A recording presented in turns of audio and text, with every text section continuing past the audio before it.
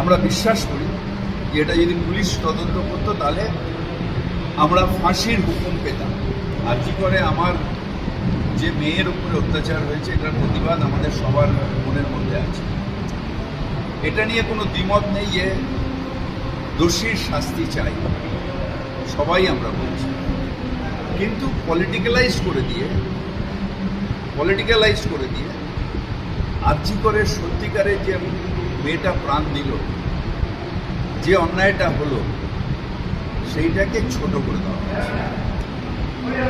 নবান্ন অভিযান কিসের জন্য?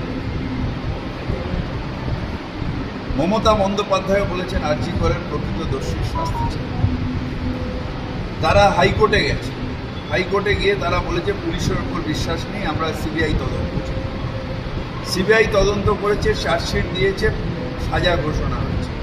সেই সাজায় আমরা সন্তুষ্ট নই। আমরা বিশ্বাস করি যে এটা যদি পুলিশ তদন্ত করতো তাহলে আমরা ফাঁসির হুকুম পেতাম। কিন্তু রাজনৈতিক কারণে তারা, যারা সব ব্যাপারে রাজনীতি করার জন্য হাইকোর্টকে ব্যবহার করেন, তারা কোর্টে গেছে, সিবিআই হয়েছে, আমাদের কোনো বক্তব্য নেই কোর্টের রায়ের বিরুদ্ধে। তারপরেও রাজনীতি করার জন্য তারা বিভিন্ন বিরোধী দল তাদের পাল্লায় পড়ে এটাকে করা হচ্ছে। কেন কালীঘাট?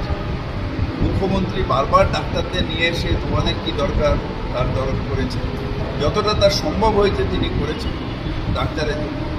তাহলে অর্থহীন আন্দোলনের কারণটা কি? অর্থহীন আন্দোলনের কারণ হচ্ছে যে করে হোক রাজ্যের যে মামাটি মানুষের সরকার তাকে বদনাম করে, যেটা পারছে না তারা। এখন সারা বাংলার বাঙালি বিদ্বেষের ব্যাপারে, বাঙালির অত্যাচারের ওপরে গর্জন করা উচিত। সেখানে এটাকে ডাইভার্ট করার জন্য 1 বছর বাদে তাদের নিজেদের দোষেই কিন্তু ফাঁসির সাজা হয়, বা যা ইনকোয়ারি হবে তাতে আমাদের কোনো বক্তব্য নেই হাইকোর্টের তত্ত্বাবধানে। কিন্তু এইটাকে ঘোরানোর জন্যে বিজেপির পায়ে পা মিলিয়ে অন্য বিরোধী দল তারা এটাকে ডাইভার্ট করছে। এটা অনেক বড়। নিশ্চিতভাবে আর্জি করে ফাঁসি চাই, এটা আমাদের মনের কথা, কিন্তু হয়নি। আর বাদবাকি যা ইনকোয়ারি হচ্ছে হোক, কোনো আপত্তি নেই। কিন্তু বাঙালির ওপর অত্যাচার, এটাকে ডাইভার্ট করার একটা পরিকল্পনা এই অভিযান।